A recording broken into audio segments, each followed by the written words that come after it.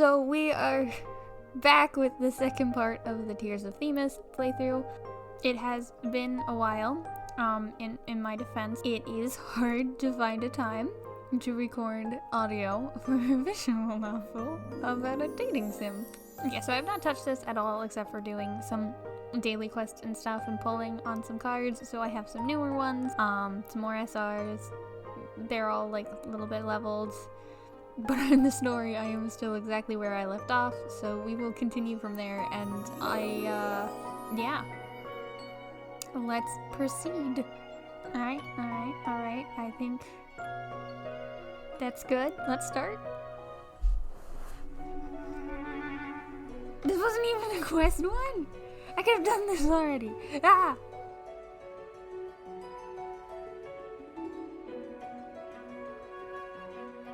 I could have done this ages ago. Oh my gosh, I feel like an idiot.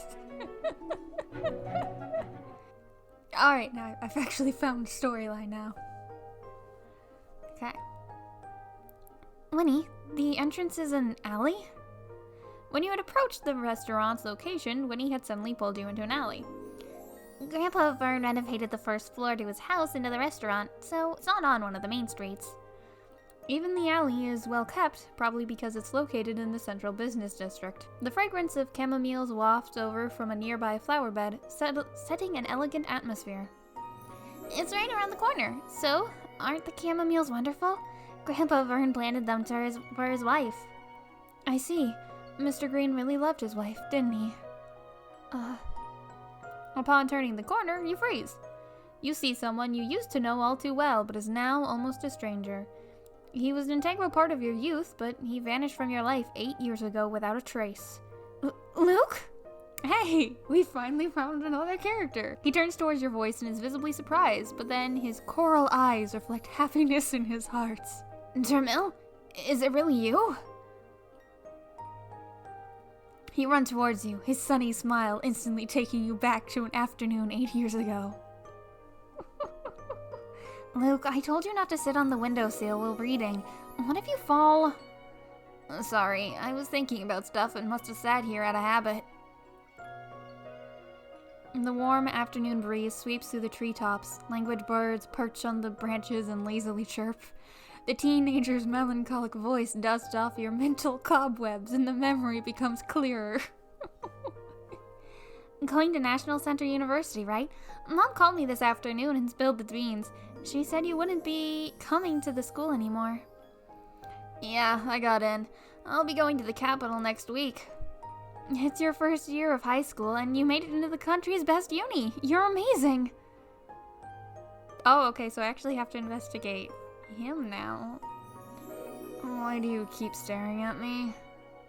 You don't seem too happy. Do you not like your university major?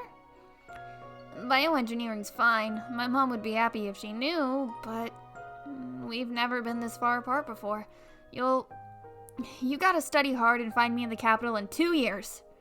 I'm not going to the capital. I want to study law, and Stillis University is known for their law school. Are you taking the entire Sherlock Holmes collection with you? Nah, I'm leaving them in my parents' house. I'll leave you a key so you can go read them whenever you want, because apparently you just can't get the books yourself. Getting accepted into National Central University is great news. Why did you keep me in the dark? I asked them to, since I didn't know how to tell you the news. I've stayed at your place all these years, been a brother in a lot of ways, so Hey, so you're saying we're now strangers just because you're going to university? I didn't mean it like that. Sorry if I upset you. Now that you're leaving, you still won't tell me what's locked away in your box? Can't I keep one last secret? A story ends once all of its mysteries come to light. Okay. I'm the one who got admitted, but how come you're happier than I am? Of course I'm happy. Now that our top student's leaving, I can finally enjoy being top of the class. Just for that? If you told me earlier, I could have Hold it. I don't need you to let me have anything.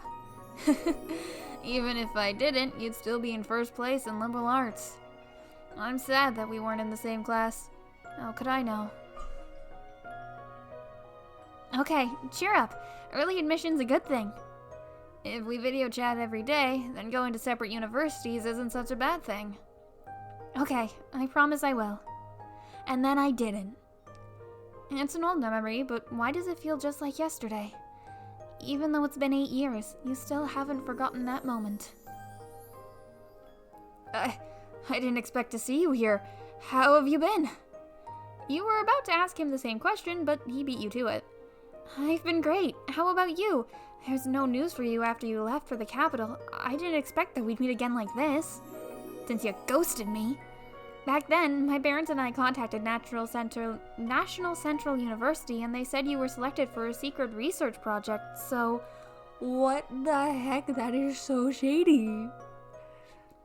Yeah, it was a confidential national project. During the experiment, I wasn't allowed to have any outside contact. I came back as soon as it ended. And you didn't contact me? It's not like I changed my number. Well, Luke extends his hand forward as if wanting to hold yours. When you two were little, that's how he asked for forgiveness whenever you were upset at him. But today, Luke withdraws his outstretched hand and puts them behind his back. It wasn't my choice. Can you forgive me? There's nothing to forgive. I'm not angry. I'm so happy to see you again. I've completely forgotten about this Winnie person and the case I promised. Really? You really are happy to see me? In response to the excitement in your voice, Luke's tense body relaxes. Of course! Are you back for good, or will you have to leave again? Luke's expression falters for a moment, but he quickly smiles again. Do you want me to stay? It's not like what I say matters. The country owns you now, doesn't it? Of course your words matter. I'll listen to you this time. Okay. We'll chat later. Let's talk about why you're here. Is it... Your gaze happens to fall upon his Sherlock Holmes keychain, and a thought hits you. How did I never notice that? Oh my gosh. The private detective that Winnie was talking about? It's you, isn't it? Wait. No. What? That's so stupid. Okay. By the time Artem hangs up his call and walks out, the pantry is already empty. Oh, so now we're playing as Artem. He picks up the exam review book left on the coffee table and skims through the advancement exam notes. The neat handwriting catches his eye. Finding a partner. Artem puts down the book and sends a voice message with his phone.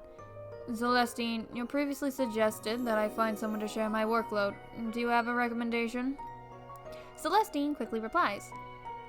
I don't know who this is, so depends on what kind of person you're looking for. If no one inside the firm meets your standards, I can look elsewhere. Artem frowns and thinks for a moment. I'm not asking for much. Someone with integrity and an indomitable spirit who doesn't submit to authority. In regards to ability, someone who shows potential. They need not be like me.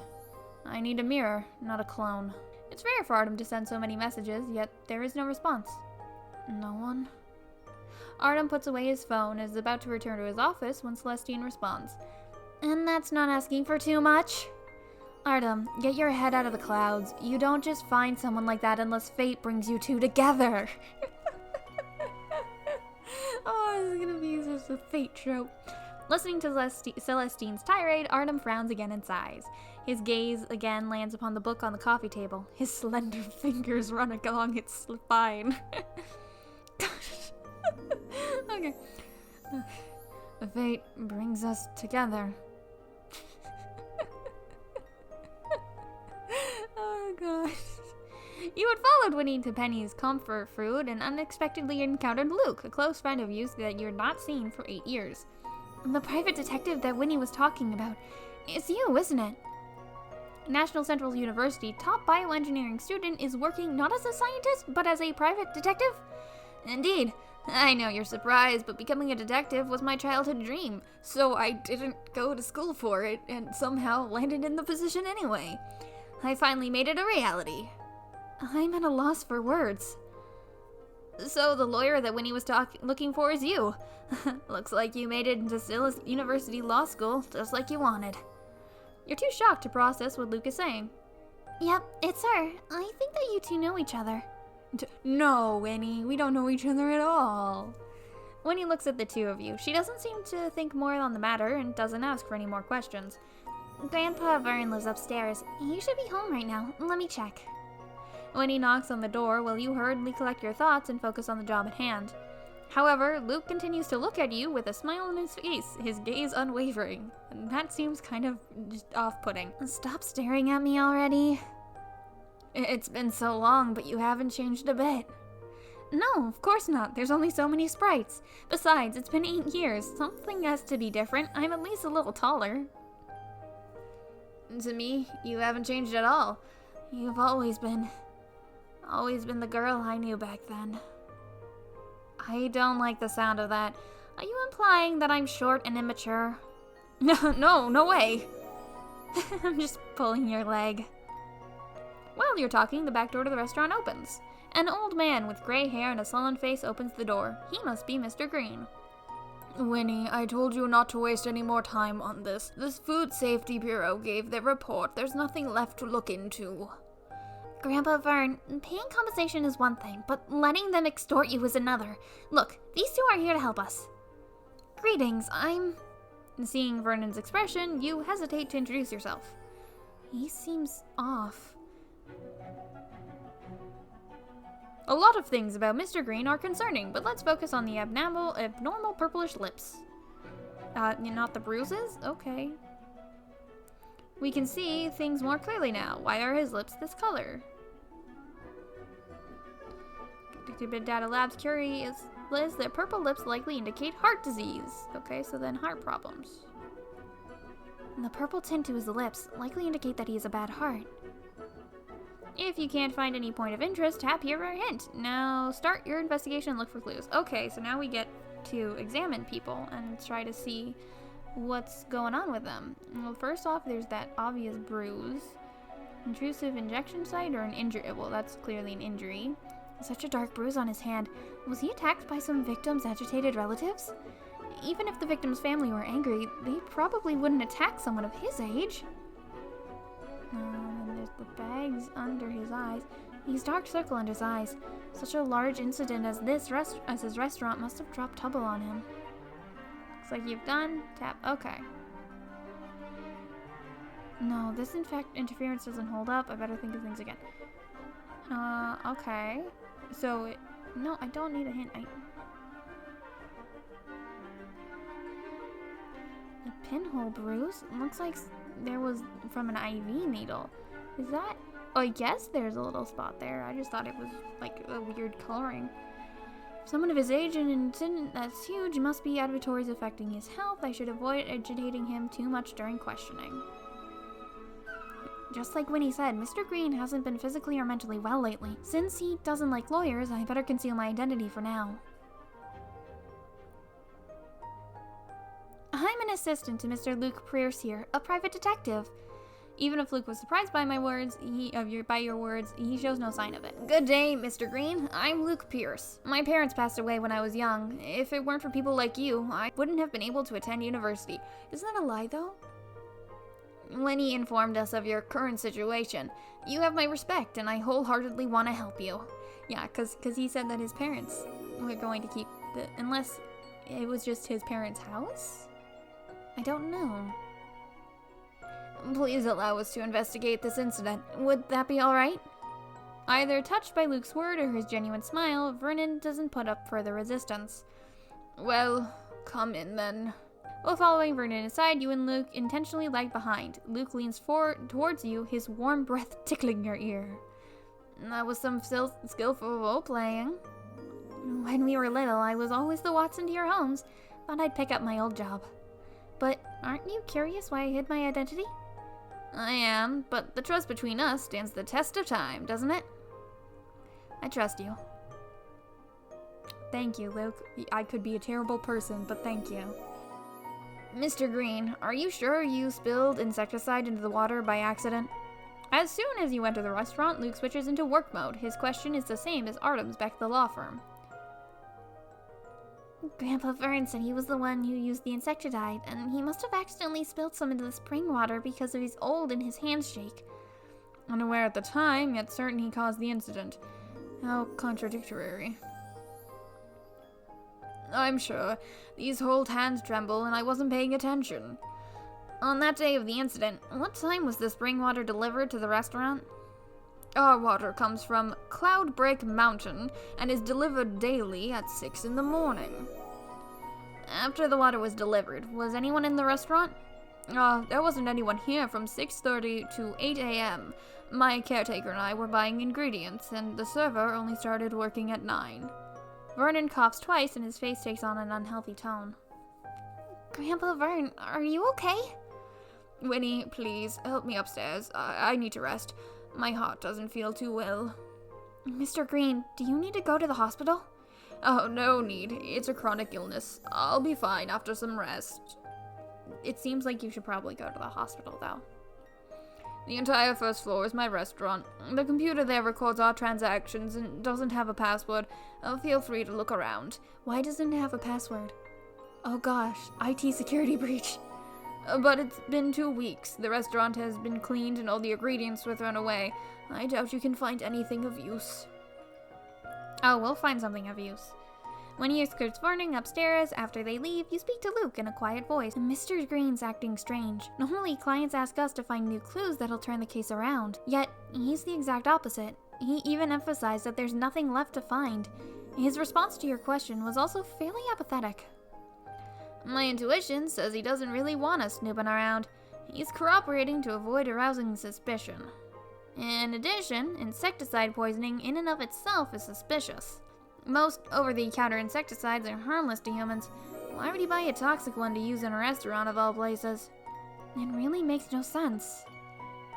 Okay, I think this is a new thing, because it's got partner Luke beside it, so this is gonna be fun. Fun and fancy. Okay. No.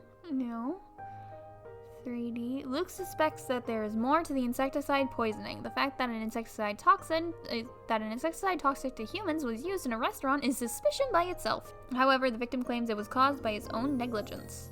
Then, let's start with the insecticide itself. If it's been 2 weeks, the rest of the insecticide should still be here. Somewhere. Right. The insecticide's powder and the spring water that directly led to the food poisoning both need to be investigated. While you're talking, your phone vibrates. You take it out and see a voice message from Artem. The case may not be simple. Keep an eye on Mr. Green. Call me if there's trouble. Artem also finds Mr. Green in this case suspicious. Tirmel, what's wrong? What happened? Artem's voice suddenly rings out from your phone, catching you off guard. You realize that you somehow voice call Artem from the message screen. Misdial? What? No need to apologize, as long as you're fine. What is this? It's like a VTuber or something. Did you intentionally leave your review book here? Best you did. It's heavy and would be inconvenient to carry.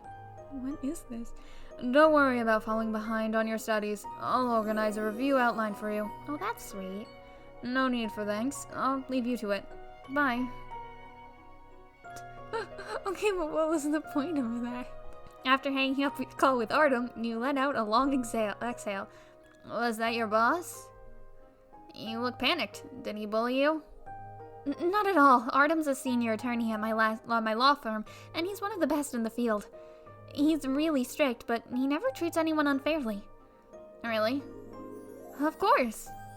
Alright. No matter if it's work or life stuff, you can come to me if you need help with anything. Dude, we just met you again for the first time after 8 years. I'm sorry if we're not going to confide all of our issues in you, and also, you seemed a little jealous there. Cool your jets. I'm also pretty incredible, you know. Jesus Christ. I know, Detective Luke Pearce, the Incredible. Alright, now we get to investigate. Okay, so I get to, move around. This is cool. Okay, this is cool. I like this a lot. Okay, so it's here. Harrison's Effecticef packets? Their health supplements have been popular these past 2 years. And taking 4 or 5 packets far exceeds the recommended dose. Even health supplements can be harmful when taken like this. You and Luke reach for the packets at the same time and your hands touch. The moment his fingers touch the back of your hand, you feel a burning sensation that fades away as quickly as it comes. What? You freeze and stare at the back of your hand for a while, then turn to look at Luke. Even after all these years, we still think and act alike. Why do you think Mr. Green takes such a large dose of this supplement? Oh, Winnie said it's because of his heart. What happened with Luke? Just now, he pulled back his hand as if he got electrocuted. You put these thoughts away and turn your attention back towards work. So not only is it cliche, but she's also just totally naive and doesn't notice any of it. Gotcha. They probably work as a placebo for him. But if there are side effects, he's actually damaging his health. That's very true. That's very true. Very true. Already inspected this? Okay. Or I could look at the cup, but no, I guess not. The potted plant is thriving. Looks like it's cared for very well. Wait, is that earthworm wriggling in the soil? Oh, that's disturbing. Mr. Green must have put a lot of thought into this wine cabinet. It gives you the restaurant a classy vibe. I can tell that it must have cost a fortune. Really? I can't look at it more? I want to see the picture that's there. Okay, I guess I don't get to see the picture that's there.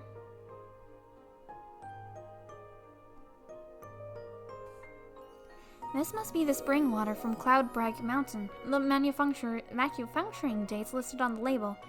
Judging by the manufacturing date, this must be the same tank that was delivered to the restaurant on the day of the incident. Its opening is narrow. You can't access the water inside until you attach it to a water dispenser. It's highly unlikely that insecticide could get in by accident. That leaves us with intentional action. Unfortunately, the tank's been thoroughly cleaned. I can't find a single fingerprint on it. Well, that in and of itself is suspicious, but what's this on the floor there? Oh! What's wrong? I scratched my hand. I saw what looked like a piece of paper under the cabinet, but my hand's too big. It got stuck. Okay, but it's sticking out. Well, you don't have to stick your entire hand in, dude. Sorry, I can't help it. I request the assistance of the great attorney's smaller hands. Please don't hurt yourself. As much as you want to continue bantering with Luke over his silly mistake, you know that this isn't the time. You get down on the floor and reach for the paper, guided by the light from Luke's phone. Why, it's sticking out. We can see it. Almost there. I've got it. It's a receipt. Insecticide 330 was purchased 2 weeks ago on Thursday. It's an agricultural insecticide. You usually can't purchase this kind in the city. The last 4 digits of the buyer's account number are right here. We can look up who owns this account. Can we? Do we have enough information for that?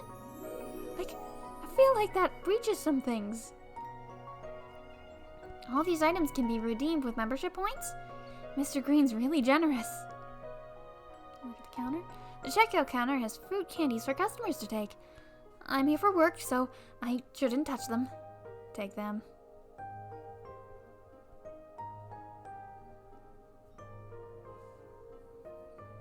The lock on the front door is a fingerprint lock. It shows no sign of forced entry. If the incident was a malicious act, could the perpetrator be one of the restaurant employees? Not necessarily. Anyone registered on this lock could be the culprit. The employees had nothing to gain and everything to lose if they sabotaged the restaurant. If they were found guilty of intentionally poisoning, they'd also face criminal charges. Unless something seriously was going on between them and their boss, most employees wouldn't be such a drastic thing. Who else has access to the door? Even Winnie has to ring the doorbell, and Mr. Green wouldn't do this to himself. While you're pondering this issue, Luke takes out a tablet from his back pocket and connects it to the charging port of the lock. Are you? I can access its database to get a list of registered prints. Can you do that, though? Can you? I guess being Secret Agent Man helps with that.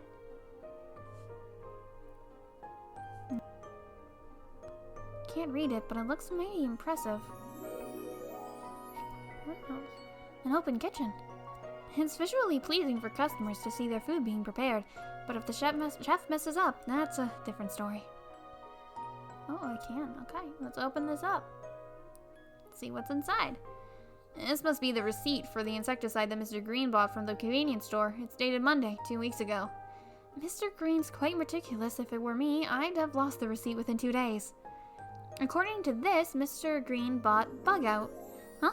I recall that bug out's non-toxic to humans. You're right. It's a relatively safe insecticide that can be used in homes with children or pets. I remember you were scared of cockroaches when you were little. How about now? I'm going to pretend you didn't ask that. Okay. So we have 2 different receipts for insecticide. Did Mr. Green collect all these books? That's quite a selection. I'm not sure if I've read any of these. Okay. Upstairs is a private space where we shouldn't go there without permission. Where else can I look?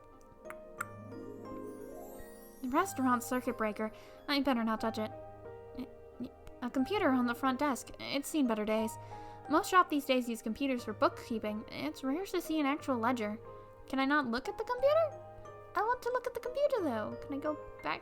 No? What? Although it's not open, the restaurant's still kept clean and tidy. There we go.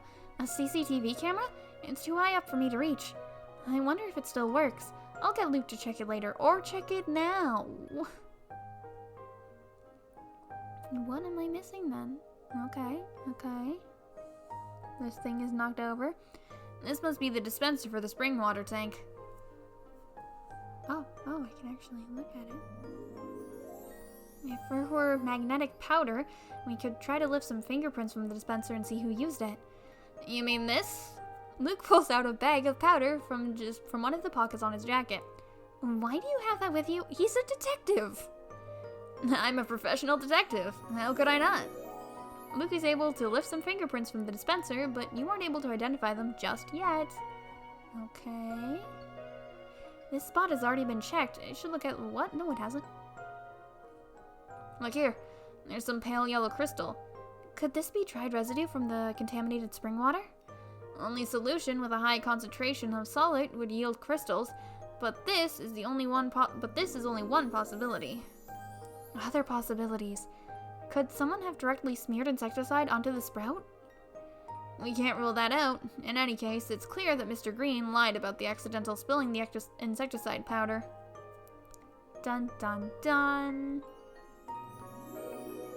Was that? No, I'm still missing one. Okay.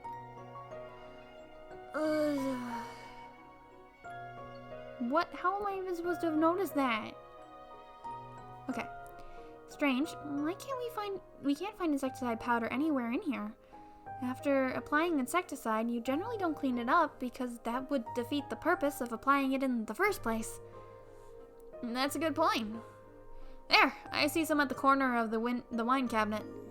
It looks like any other insecticide powder on the market. It does, but I'll run an analysis on its components. You have that kind of equipment on you? You look up and down all over Luke, but you don't see any beakers or other lab equipment. Quit looking at me like that. I don't need to conduct an experiment to test it. What are you gonna do? Luke takes out a portable device with a screen on top and a dropper-like apparatus at the bottom. This is my trusty handy analyzer Mark IV that I augmented myself. I can identify the usual chemical substance. Mark IV? So there was a Mark I, II, and III? Guess you didn't study bioengineering that well at university. You guess wrong. I got my master's degree with flying colors. Okay. After a preliminary investigation, you and Luke compare notes and evidence you have found. Luke had run both basic analysis on both the crystals found on the water dispenser and the powder along the edge of the wine cabinet. The fingerprints lifted from the water dispenser were also compared to the ones stored in the smart lock on the front door. On top of that, you also found fingerprints on the receipt for insecticide 330. Having only studied the liberal arts, you don't understand the code and molecular diagrams on Luke's tablet screen. The wound on the back of his hand now looks redder and more swollen. Let me take a look at that cut on your hand. Wait, he got cut from doing that? What the heck? Okay, so, you may notice the background is different. And also, the skip button is shining now. That's because I had someone call me in the middle of it the first time, so I had to redo it. And then I realized after I redid it that while I recorded audio, I did not record footage of it because I'm silly. So, here's go around number 3. Let me look at the cut on your hand. Once Luke finished up the work, you remove an alcoholic wipe from your purse. A cut? Where? Oh no, I just remembered how awkward this is. Luke follows your gaze to the back of his hand and then smiles like it's nothing. It's fine. I actually forgot about it. It's not fine. The bottom of that cabinet was probably never cleaned. What if your cuts gets infected? What if my dog jumps up beside me while I'm recording? Not accepting his refusal, you grab his hand and gently clean the wound with alcohol wipe. It'll sting. Bear with me for a bit. You're lucky that I always bring alcoholic wipes with me when doing on-site work, in case I need to disinfect something. Luke hasn't said anything for a while, so you look up at him. A faint blush decorates his cheeks, accentuating the shine of his coral eyes. I'll remember that. I'll be careful in the future so I don't worry you. Your words better be as good as gold, Detective Pearce. You laugh, causing Luke to blush even hotter. He clears his throat in a forced manner and quickly changes the subject. Anyway, the preliminary results show that something's not adding up with the fingerprints and insecticide powder. End investigation. And I'm gonna end the recording there because I feel like I have messed up enough with the tech to just be done for the day. So yes, thank you for watching the second part. I am sorry it took so long to get there. Really, I am. I am so sorry. I'll do better next time, maybe. I don't know. It's hard to find a good time to record this. So I will end there. Thank you for watching. Goodbye.